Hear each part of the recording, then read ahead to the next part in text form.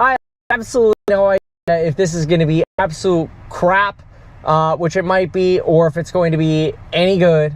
It's weird. On the way over here, maybe nobody was using Starlink. Nobody was clogging up the airwaves. It was great. I did an unlisted test. It was fantastic.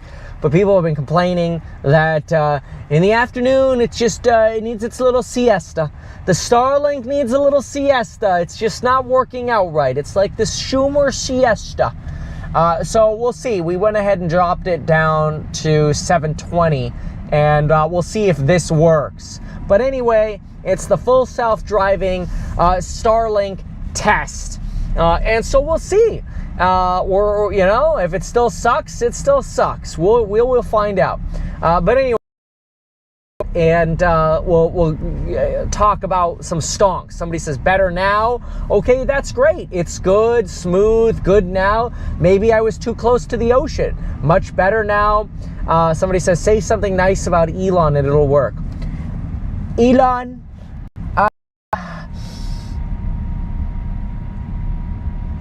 what were we talking about? No, we love Elon. So let's analyze though what we wanted to talk about. What we wanted to talk about was this reveal of the Tesla Model Y less expensive version at $39,900.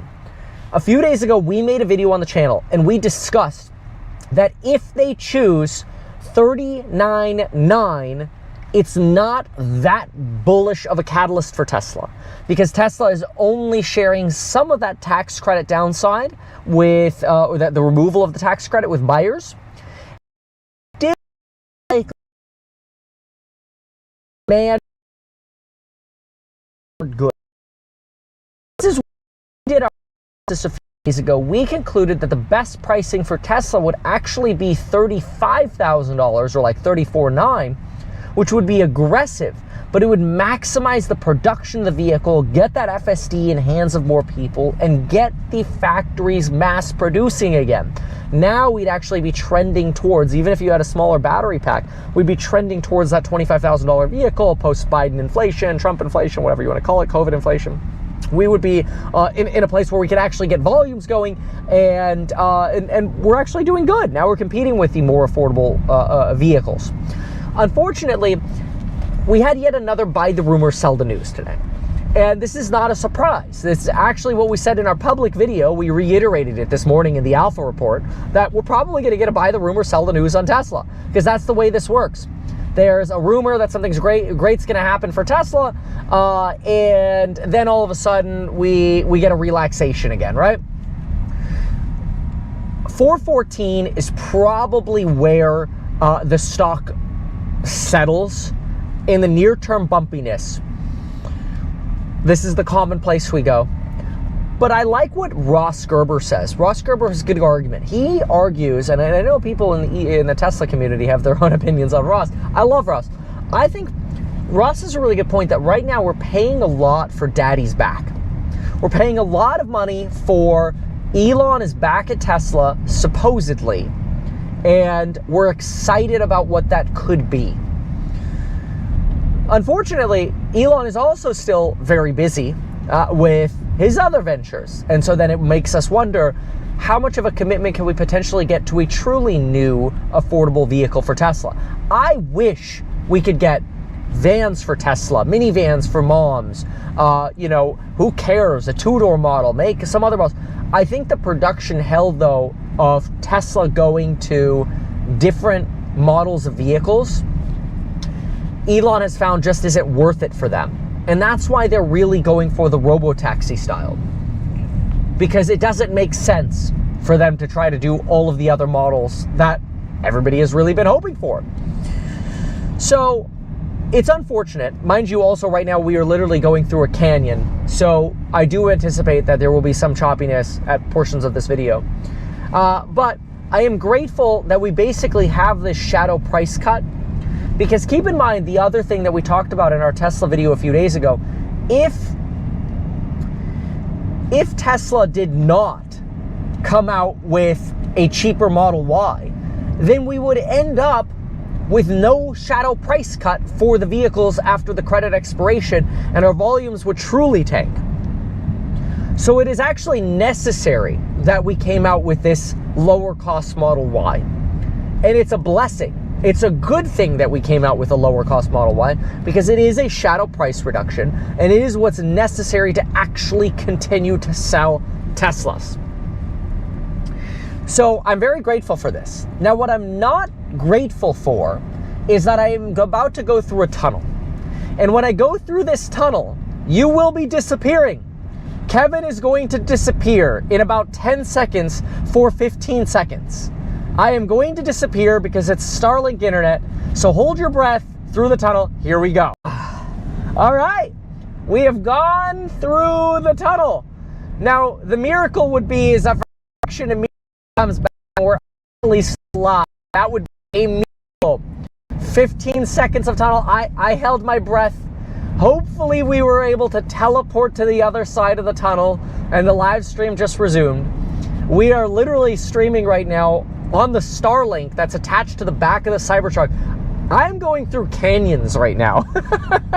Beautiful clear blue sky, but there are canyons all around me.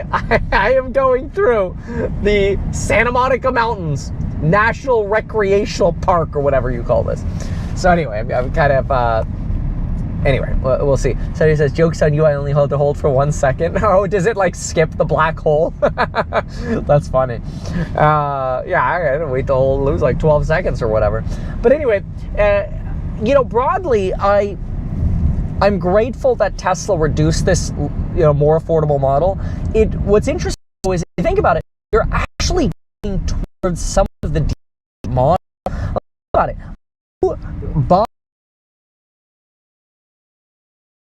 Either what I did, you know, back in the day, you buy like the version, it's like the package 1, 2, 3, 4, 5. You know, package 5 has like the stupid solar panels on the roof that are supposed to precondition your air conditioning. And package 1 is like no frills, right? So, you know, by having these different options, you're kind of getting different levels of trim, which is sort of what Legacy Auto has always done. Because remember the purpose of a business. The purpose of a business is not to sell you one price. It is trying to sell you the product or service at a to pay. So, if you buy a Model S, or like a Model 3 or a Model 2, right? Let's say you have somebody who has a budget of 25 grand, they're not going to spend 35 grand on a car. So that's why you have somebody who's willing, you know, you have a $35,000 option, so they can upgrade to that option should they so choose. That's the whole benefit. So the company can have a customer at both pricing tiers and essentially have more customers. That was always the vision of Elon. It was always the vision of Elon, was we're going to produce 20 million vehicles and everybody's going to be driving Teslas. And that's why I'm grateful they have this lower cost Model Y. I do think they missed the mark on pricing a bit. I know they went for psychological sub 40. That was necessary. But I think they could have been a bit more aggressive. You know, they're really only splitting the tax credit with you with this price reduction, essentially. And then, of course, they're, you know, maybe saving $2,000, $2,500 or whatever on the material that they're cutting out. So they're still taking somewhat of an L, you know, by the tune of a few $1,000, but whatever. I think they have more room to bring prices down more, and I would make the bet that come the end of the month, they will reduce prices even more. That's what I would expect. But anyway, I mean, this is a pitch also, if you think about it, for full self-driving. This is not just a pitch for Starlink. This is like a built-in pitch for FSD. I mean, we're driving on full self-driving here, doing, you know, a random live, looking at the strawberry vendor in front of me on FSD. It's kind of cool, actually, if you think about it. Wouldn't they capture more EV market share with other manufacturers capitulating by not being able to compete without the tax credit? I get what you're saying. You're basically saying, oh, well, you know, the other like manufacturers, they don't get the credit either, so that benefits Tesla. That's usually the shill argument from Tesla, and there's some validity to the shill argument. So not. You have to remember that GM and Ford and Lucid and Rivian, they are willing to lose money just to get volume. So they don't really care about the tax credit because, frankly, they're already losing money. The difference in their company shareholders between, X and then losing X plus 5% or whatever it is, right, for the difference of the credit. So not much is the answer. They're still losing money. So I don't actually know that the tax credit disappearing, it makes it that much harder. It's already been hard to do EV.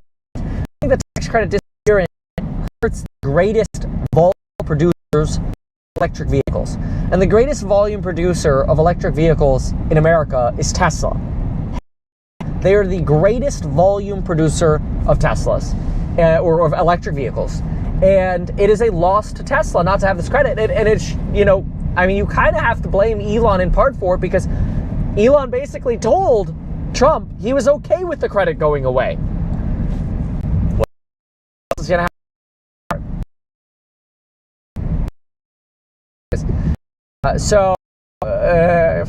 Friend had his Starlink set up outside his RV while in Arkansas. Left it in town to get gas. Halfway there, he found it dragging along the road, hanging by the wires through the window. Wow. So it sounds like somebody got clipped, or maybe somebody tried to steal it, huh?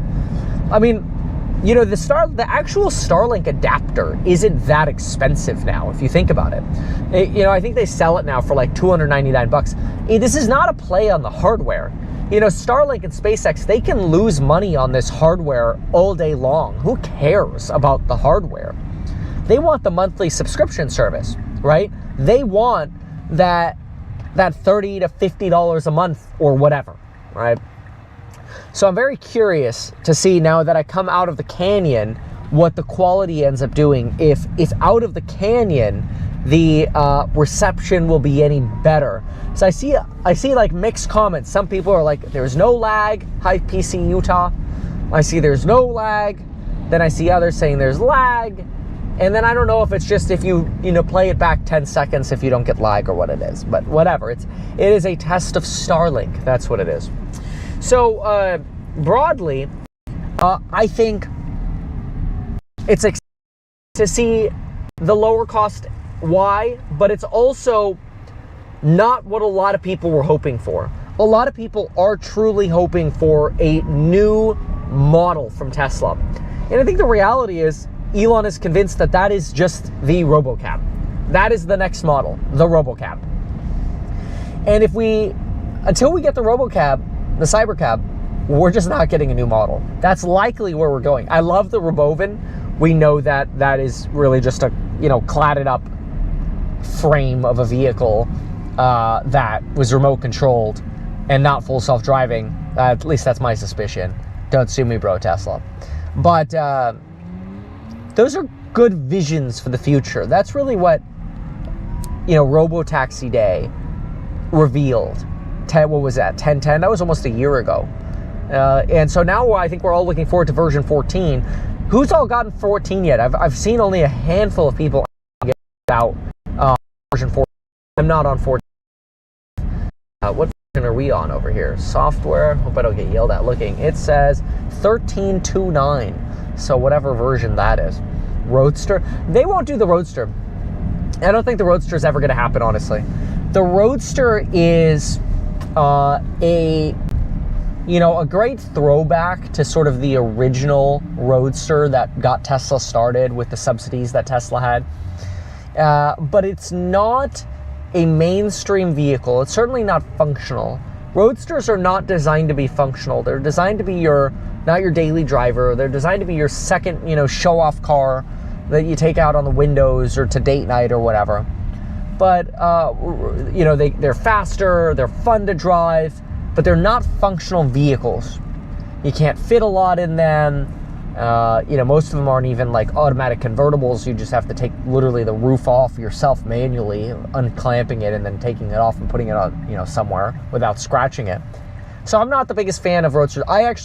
I would rather Elon say, we are quitting the Roadster and instead we're making, a spur van. Dude, you know how much money they could make if they made a Sprinter van or cargo vans? I feel like every business owner would want to wrap their full self-driving Sprinter van, cargo or whatever. Yeah, somebody here says roadsters are only for marketing Tesla. I agree with that. You know, or some sort of larger van. You even realize the Model X is not that large. If you put 7 people in the Model X, you have no trunk space left. There's nothing left. You are, it's like, what's the point? So, you know, you can't even put a cooler for your beer in the trunk anymore if you put 7 people in the Model X. And I have the Model X. I know. Now, this is where the Cybertruck is cool, because I have the Tesla cooler for the front of the Cybertruck. And that's a great product. Although I haven't actually like filled it up with ice and stuff yet. It looks great. It fits great in the front. It's fantastic. Let's see. Max writes, man, Shopify makes so much money. They just suck people into their ecosystem and just print. We're thinking of getting their $2,300 a month subscription. Wow. $2,300 a month. I mean, I'm presuming this is like a business subscription to you know, sell your wholesale goods in Canada. And Shopify is a Canadian company, so, you know, good for them. Canadian, somebody here writes, Crypto Caveman says, cargo van would be cool. Would be great. Absolutely great. Reg Domain says, Sprinter van would be too expensive and have terrible range. Well, I mean, in fairness, you could fit a substantially larger battery pack on a Sprinter. Now, that does mean proportionately more weight, but I mean, you could put twice the battery pack on a Sprinter that you could put in a Cybertruck, potentially even more. So you could certainly have a Tesla cargo van or passenger van and get 250 to 300 miles of range, you know, just by doubling the battery pack size, which would in the Cybertruck be like 600 to 700 miles of range. I would argue there's a way to do it. I don't know exactly the scaling there, but I suspect it would work. So it cost you another $7,500 for the battery pack, but it would be worth it. So, you know, if they said, here's an $80,000 Sprinter van or a $100,000 Tesla Sprinter van, people would buy the Tesla Sprinter van solely for the FSD and the electrification and the power, the torque. That'd be my argument. So I'd be a big fan of that, a Tesla van. That would be a game changer for the stock. That would actually be a high margin vehicle that would be practical. See, the problem with the Cybertruck is it looks funny. And I own it. I love the Cybertruck. But it is a vehicle that it draws attention. And there are a lot of people who they don't want to be talked to, they don't want to be bothered, they don't want pictures of their car, they don't want like people to know where they are. For a lot of people, the Cybertruck is just not the right vehicle. But for others, the Cybertruck, you know, it's a marketing piece. You made a, you're not trying to show anything off. If anything, it'd probably look great. I'd be a big fan of that. Now, you know, another thing to pay attention to is this government shutdown thing and sort of the hiding of data, if you will, is going to be problematic. We are going to run into an economy that when the government reopens, we will end up getting flooded with data. And I don't know, I'm not convinced that we are going to get data that is going to confirm a soft landing. And that makes me a little nervous, because I do think that people want data that confirms a soft landing, but we are not in that position now. We are still in a precarious time that's lifted up on the toothpicks of artificial intelligence, which I'm grateful for, these toothpicks of artificial intelligence. I mean, a lot of people are making a lot of money on it, and they're great stocks to own. But it makes you wonder what happens if you get a flurry of bad data along with, I think it's too early to say any kind of negative earnings in Q3. I don't suspect really negative earnings from AI companies, maybe consumer discretionaries, but not AI, because that rollover will come after more job loss hits, I believe. That would be my take. We'll see. I've been voting for a regular truck. Name it that too. It would sell much better. Yeah, a lot of stocks in the red today. Yep. What are your thoughts on FSD pricing and its strategy to sell to the masses? I think it's too expensive. I think that full self-driving should not cost people $7,500 plus tax, which is like $8,200, right? Somebody writes here, should I sell NVIDIA and AMD, Kevin? I will be sending, and this is not for you to copy me, but I'm going to be selling out of my NVIDIA soon. And it's millions of dollars of NVIDIA. I will send an alert, I promise you, I will send an alert to everybody in the Meet Kevin Alpha Report. You'll get it through the Meet Kevin app. So everybody who's an Alpha Report member will see the day that Kevin sells millions of dollars of NVIDIA stock. I suspect it will happen within the next 90 days. Maybe 100 days. It's sort of like 100 days to sell NVIDIA stock. You know, it's like, what day are you going to pick, Kevin? Or we do, you know, multiple, right? Who knows? Whatever. So,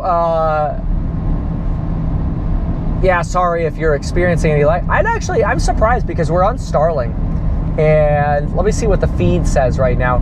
So the feed right now says we're running at 3,000 kilobits, which should be plenty. We should only need about 2,000 for a 720 stream. Let's see what the speed test is on Starlink.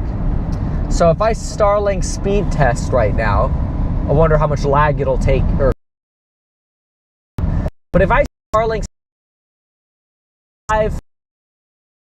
about 35 ping, the download could be better. It's coming. That's about 100 megabits down right now. That's pretty good. It's a little slow there. It started like 30, 40. Now it's actually at 150 bits down. And my upload right now, per the speed test, is bobbing around, well, it's falling, 14, 12, stabilizing around 12 megabits. So the speed test is fine for a 720 stream. It's obviously, you know, not like the connection you would get at home. But yeah, a lot of people, it's like 50-50 here. Some people say no lag, some people say lag, so whatever. I mean, what are you gonna do? So if you don't have lag, I guess you're one of the lucky ones. Maybe you're getting fed it from a server that you know, isn't lagging for some reason. But yeah, this is a full Starlink stream while we're mobile here, obviously, in case that isn't obvious. Somebody says, lag due to the speed test. It's possible that while we were doing this speed test, we created some lag. So let me see. Yeah. All right.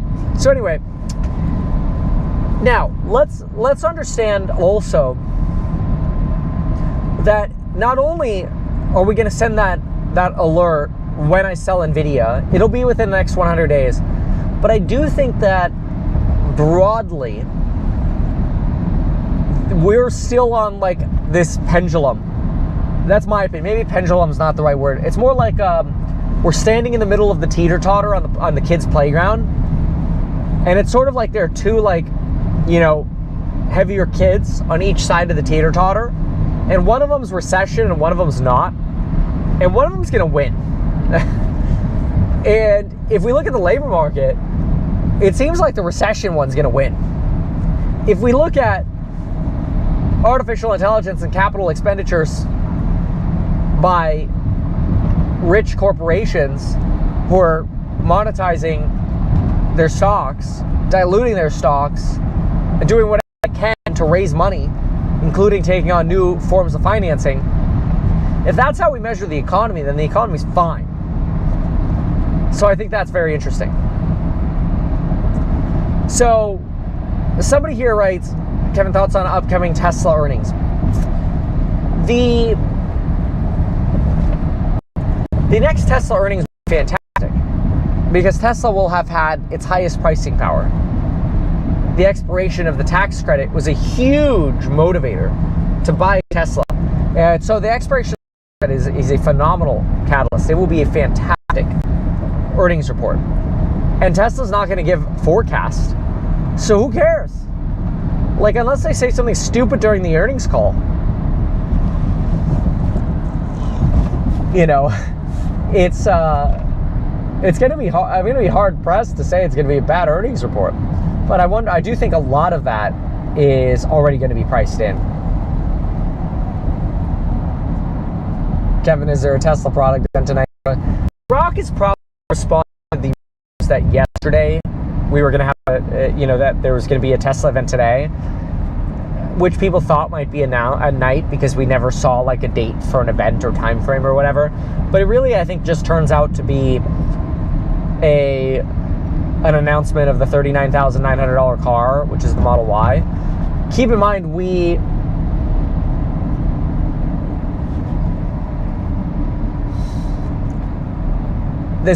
did our analysis on what we think about the $39,000 car a couple days ago in the Tesla video, and I thought it was very thorough. We very clearly said, if they do this with the pricing, here's my take. I'm not that happy about Tesla's pricing strat, but we'll see. So it says TLT 100 by Halloween. Not unless we get data. It's interesting because if we got this jobs data and it came in bad, you'd probably have TLT 100. But right now it looks like we're gonna have a clown show because monkeys see no data. Monkeys see no data means no TLT 100. There's no data. It's sort of like the Epstein list, It's like, what Epstein list? There is no list. It's like, well, Pam Bob, you said you had the Epstein on your desk. What list?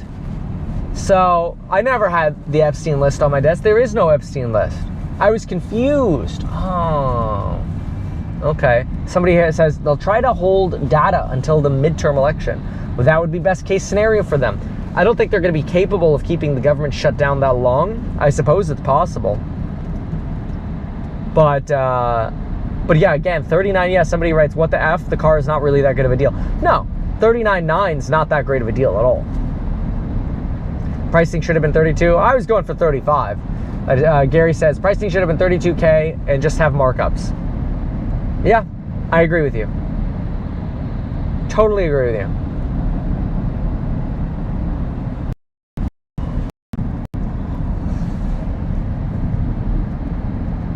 So TLT had a golden cross recently, maybe not 100 by end of month, but maybe 95 to 96 unless there's the delayed data is bad. Right, like if the data comes out and we have negative jobs, I honestly think there's a case for the Federal Reserve doing an intermediate cut. I actually think there's a very strong case for that. That we will end up getting some form of emergency rate cut between now and January, because the data will come out all at once and it'll be bad. And the Fed will go, well, we're data dependent. Crap, let's cut rates. It's my take. So we'll see. It's going to be really entertaining how it ends up playing out. But as we always like to say, entertainment is guaranteed. Back-to-back bad data being released at the same time of the government shutdown reopening could be detrimental. Correct. So that's actually something that we're talking about in the course member live streams. And I don't want to give away all of our strategies, but in the Meet Kevin membership, one of the things we've been talking about, was certainly Tesla down today. That was no surprise. I didn't think it would fall this rapidly as it did, but it did. We had some great trades at the beginning of the day too, like, well, I mean, you can watch the morning live stream and see. But anyway, the data dump,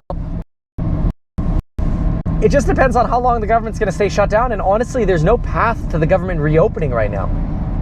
I think Trump loves this, the Schumer siesta. I mean, you know this, what we're doing right now is the next coupon code is called Schumer siesta. And we will end the coupon code when the siesta ends. So when the government reopens, that'll be the end of the coupon code. And then the price will go up again. Works. You already know. But it's kind of interesting because it's possible that could be a month. This could end up being the longest government shutdown ever. And we're just in the first inning of it. You know, we got to get to like, what, 35 days or so to push the longest shutdown. I think we could easily beat that with the shutdown. We could potentially be shut down for the rest of the year, which, you know, sucks for federal workers, because now there's talk that federal workers might not even get paid, which a lot of federal workers come to work assuming there's going to be a paycheck for them when they come back. And if there's not, well, that just screws a lot of bureaucrats. And it's not fair to them. I mean, it's one thing, like, look, if you want to fire people in the federal government, fine. Then have the balls to fire them. But don't lie to them and say, oh yeah, you'll get paid when you just keep working. Just kidding, you're not going to get paid. Oh, by the way, keep working. That's not going to happen. So that's crazy. Somebody writes here, check Tesla website, meet Model Y, a trademark infringement. The meat style.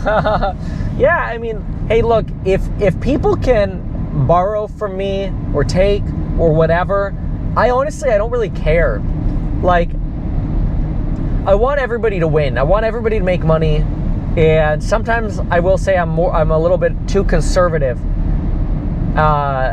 which I you know, some people are like, what do you mean? How could you be conservative, Kevin? You're crazy. I'm like, well, I could be a crazy conservative. And I don't mean politically conservative. I mean like money conservative. Like I'm so anal about our expenses for house hack that I'll go stand in line in customer service just to save an extra 5% when we go check out for something, whatever it is. So we could use our Lowe's for Pros or whatever. I want our investors to win so badly. I want people to go, I invested in a YouTuber and I made a killing. That's my dream. Obviously, I can't guarantee that, but that's my dream. But anyway, how long until market finally says it's been too long and the government shut down? I don't think the market really cares. The government reopening is actually more scary than the government being shut down. Somebody says, hard to see an end to the current bull market while liquidity cycle hasn't even begun. What do you mean the liquidity cycle hasn't even begun? What CNBC bullhead are you listening to? Because if we look at margin debt, we're at record highs of margin debt. If we look at household allocations to stocks, look at the Bank of America Flow Show survey. We are at record highs of allocations to stock. So we are at record highs of allocations to stock. We are at record highs of margin debt. We are not even counting private credit. We are not even counting leveraged ETFs, which are a new thing. Those are basically margin debt disguised by option contracts. That we haven't even seen the true pain of a down cycle with leveraged ETFs. Nobody's realized that. You realize that, right? So,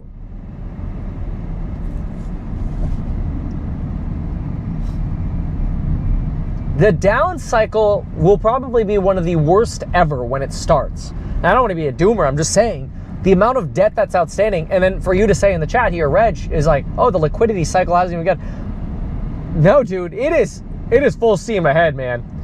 Somebody named Joker says, military here, we are not getting paid. Yeah, see, that's bullcrap, you know, and I feel bad for you. Somebody says it's all pump and dump. Well, of course it is. You know, like, these people go on CNBC and clown up their portfolios. That's what they're paid to do. You know, I always like to be really transparent with, like, look, here's what I'm exposed to. Here's why I have my opinions. And I don't try to do these blind, like, price targets, which is usually most of these analysts. People think these analysts go do actual, like, real fundamental math, which we do on a daily basis in our Alpha Report. Like, you see me actually do fundamental analysis on a daily basis. And you learn from how I do fundamental analysis on a daily basis. A lot of I hate to say it, but the clowns are just like, $1,000 price target on AMD. The only reason they come up with these numbers is because the stock's going up.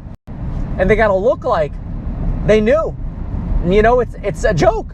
It's like, oh yeah, we raised our price target because we're really bullish on the company. And then people go look at the stock and the stock's up and people are like, wow, these analysts are brilliant. It happens in reverse. The stock goes up, they raise their price target. The stock goes down, they lower their price target. It literally, it's like lagging data. It's really ridiculous. Somebody write, Jonas says, putting money in Counter-Strike skins is the way. Rust skins.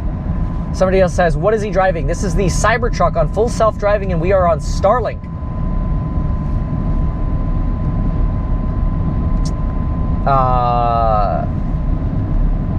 Can my house hack 5% be paid back in Bitcoin? No, but you can go do whatever you want with your 5%. Will the Nissan Leaf take market share from Model Y? Base is around 25K. I doubt it. I think at that point people will just buy a Toyota Camry, honestly.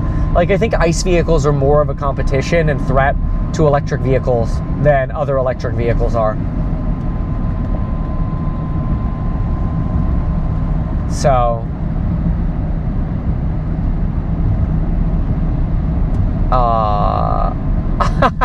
after seeing Kevin in the Cybertruck, I realize I'm an analog operator in a digital world.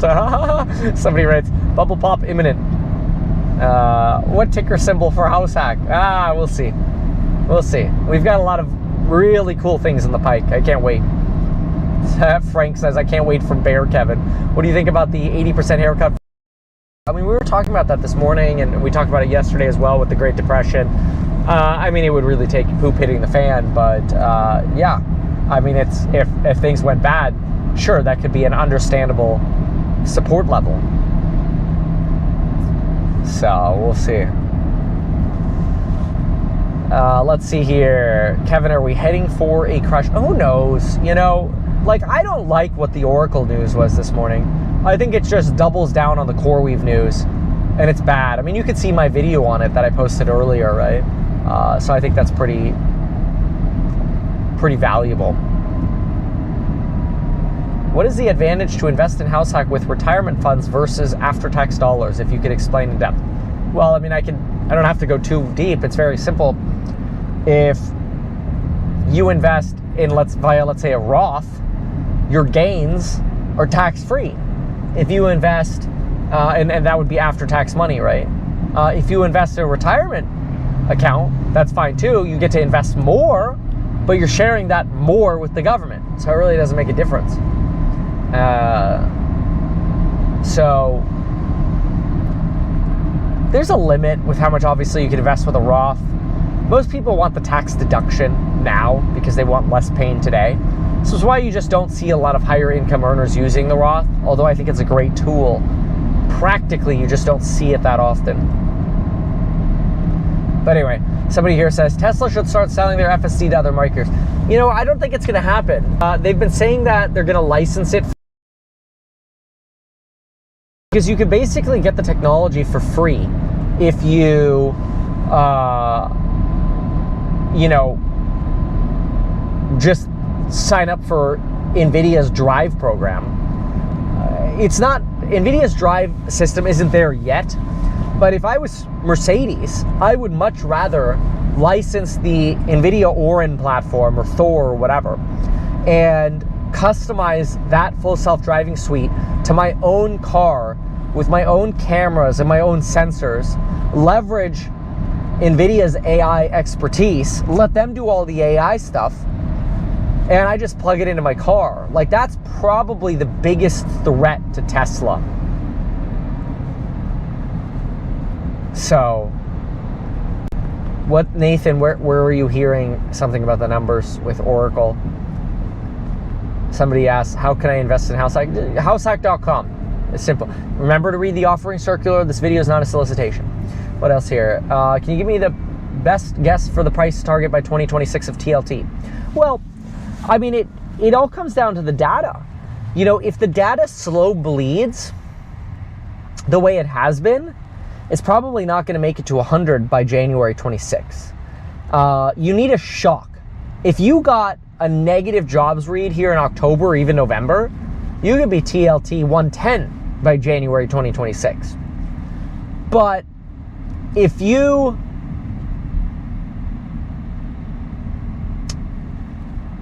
like, it's just it's a very short fuse to bet on a fall off the cliff, and I don't think that's really in the data yet. I think you're better off looking at January 2027 because you have a lot more time for things to decay or recover, and then it gives you more time to get out if we do verify a soft landing, right? So I find that very interesting. So let's see here. Okay, I don't know anything about those. Expericity. Year 2040. Watch CNBC's full interview with Treasury Secretary Meet Kevin. Politics, eh? I don't know.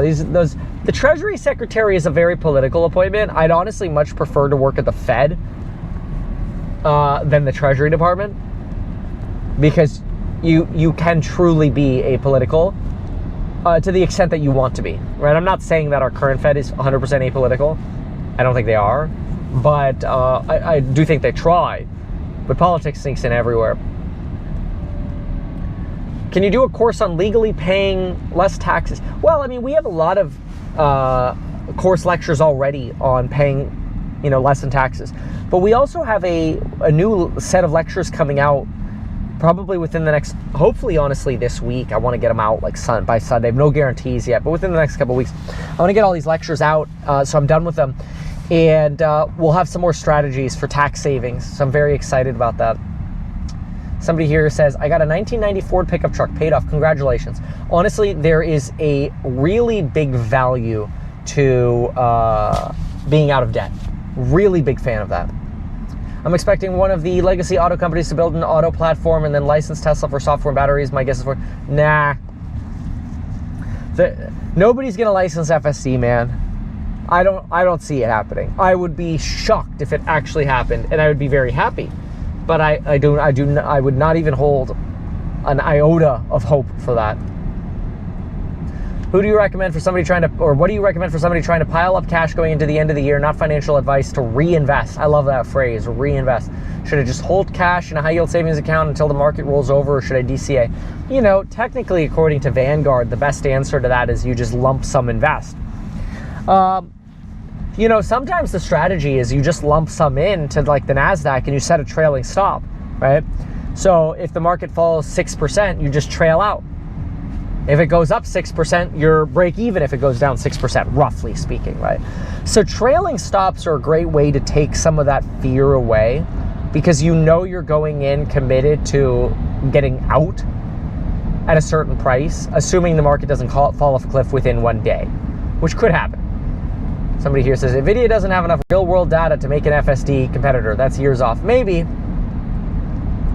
But, I wouldn't discount it as heavily as you might, because, you could also be in a position where, a level 3 FSD or whatever at another company, or, 2.5 or whatever, that's good enough, like this, is released relatively rapidly, and it doesn't have to be full robotaxi yet.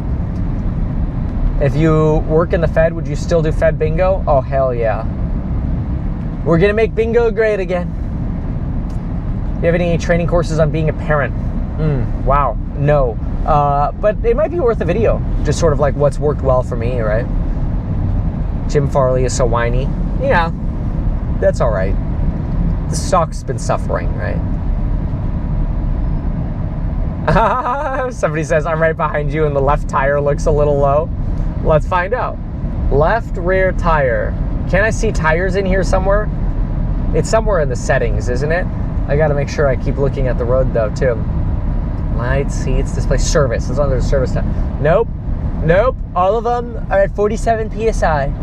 Equal pressure, no pressure. Somebody says, rug pull coming soon and shareholders are going to be left holding the bag. Well, I mean, I think a lot of Elon's pump here recently hasn't been great. Kevin, YouTube blocked me from watching this, but I can get to it from the app, which opens YouTube. Huh, how did it block you from watching this? So what is a better house hack investment, using a 401k or after-tax cash? What do you mean share with the government? Well, I mean, if you invest in a 401k, you're still gonna have to pay taxes in the future when you take the money out. It's really a personal financial choice you have to make, right? saying, how long do bear markets last? I think it would be years. And it's when the Fed starts rapidly printing money again. But I also don't, it's not a foregone conclusion that you're going to have a recession. Kevin, how long did it take you to fully trust FSD? Well, I mean, I've been using FSD, and I'm pretty aware of where it's going to do well and poorly since 2017 autopilot days. So, you know, I've really seen the evolution of this. And on the highway, I mean, it's been great on the highway since 2018, honestly. Problem with trailing stops is if you set it at 5%, we suddenly get a drop that's bigger than that, you may get out a lot lower than you thought. Well, yeah. I mean, like, yes. Like, if you get an aftermarket crash, but that's why you do it on the index, right? Like, is the NASDAQ going to crash 5% or 7% in the after hours? Maybe not. And your stop's not going to go through until market open anyway, right? So, and it's like, you should still supervise your stops. It's not like set it and forget it. So you get stopped out, you can always buy back in, you know? So, best tire pressure ever, maybe ever. 47. Yeah, I like my tire pressure around 45, maybe 47, you know, somewhere around there. I find many have said that 47 is the greatest tire pressure possibly ever in the history of tire pressure. You know, many have said 47. Somebody says gold for the win. You know, gold is really your indicator of risk in the market right now. Dude, CNBC was bearish as SH9T. Oh, yeah. F11. Yeah, I mean, we've looked at them. Like, they make money. You know, that's the thing. They make money. So, ETA on the House app. Well, if you're asking us about the artificial intelligence software, so here's what we're doing. We're going to do hand-selected release of the artificial intelligence, and it'll just be a preliminary phase, and it'll be from like course members and people in the network, and then we're gonna, you know, slowly build it out to more course members, and then and there'll be a charge obviously for it because it's going to cost us a lot of data to do it, but then we're going to add features, and we have a whole suite of features coming, from AI valuation to AI renovation to AI, you know, deal prioritization, almost in reverse order. But our AI is just kicking ass right now. It's really scary how good it is. Like, our AI is so good, we don't have the framework of the app built out yet because we're just using AI in the back end. We're like, and it's really incredible because it's not like some just stupid GPT wrapper. It's something proprietary that we built at HouseHack. And so, you know, I kind of, part of me wants to like buy and this is just me, like, you know, this is no guarantees here, but part of me wants to buy a bunch more HouseHack stock myself before the end of the year, just because of like internally, you know, how excited I am about it. But then again, I'm the CEO, so maybe I'm biased. So, you know, no guarantees. But somebody says, is that your mood ring? This is an aura ring. And yeah, it'll track like your stress, which is really interesting. I'm waiting to get to the full 14 days. And then I want to make a review video on it and compare it to the watch, which I think is very cool. Can you do a video on dividend stocks for old people like me? Have you gotten your 5% yield at HouseHack? I actually don't really love dividend stocks, but I get it. You know, I think they're all, yeah, I'll put some thought into it. Because a lot of them are high risk.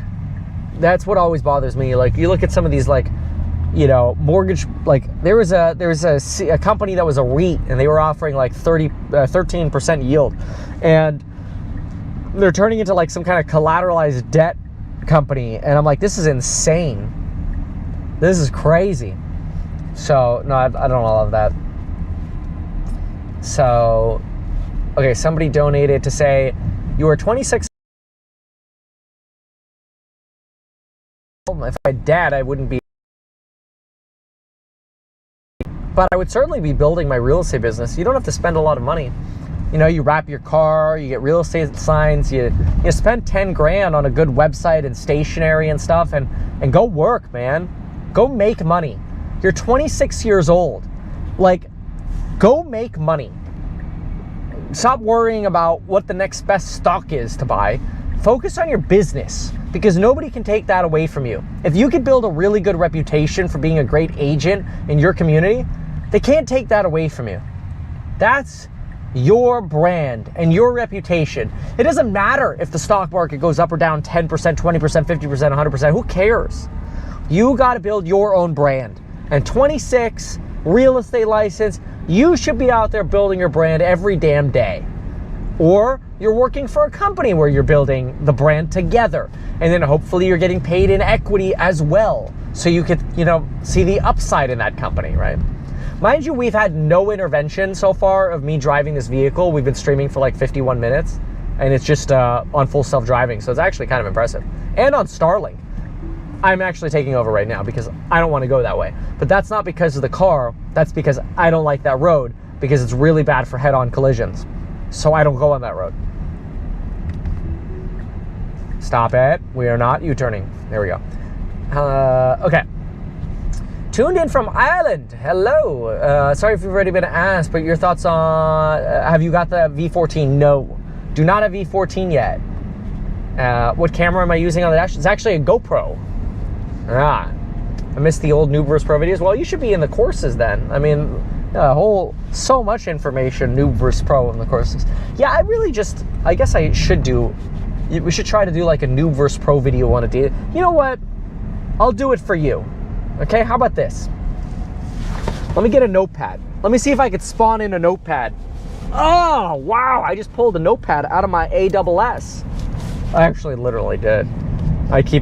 When I go out, like I just went to a lunch date with Ross Gerber. I love Ross. And I'll actually, in like 20 minutes, I'll post an Instagram story of where we went to lunch. I always, when I go to in-person meetings, I always bring a notepad, because I don't like taking notes on my phone in front of somebody, because I feel like it's insincere to people. But if they see me writing down notes on a piece of paper, I'm actually paying attention to what they're saying, and I'm engaged. So like an actual pen and paper set, I think is awesome. So, big fan of that. Now, what I would say is we're both very bullish on house hack, by the way. Like, I don't think I've seen Ross this excited in a while, because I showed him like what we're building, and then he got really excited, which I'm so grateful of, because I'm also very excited for him. Like, I love what he's doing with his company. More on that, obviously. I love what he's doing. I love what he's building. He loves being involved with what we're doing, but he got really excited when we showed him what we're building, so that's cool. But anyway, what I'm going to do is I'm going to write down Noob vs. Pro. You know what I'm going to do for you, for the person who complained about the Noob vs. Pro, that's going to do it for you? I'm going to try to do a Noob vs. Pro video every day. I do a big market open live stream, so like Monday through Friday. So I'm going to put it on my checklist, okay? Noob vs. Pro video per live stream. Okay? So we'll give that a shot. Kevin, you were in a Kalshi ad on one of your videos. I can't rewind ads, but you were saying Powell isn't going anywhere. I was in a Kalshi ad? Oh, I didn't know that. in a marketing for econ. That's interesting. I didn't even know I was. All right, anyway. So, yeah, folks, this has been fun. It's been real. It's been fun. Real fun, I think is how the saying goes. But, yeah, I'm very, very grateful. I'm happy with where we are with everything we're doing at House Hack. I love sharing the content with y'all every day on the channel. Boy, that's bright, isn't it? And now it's time to go.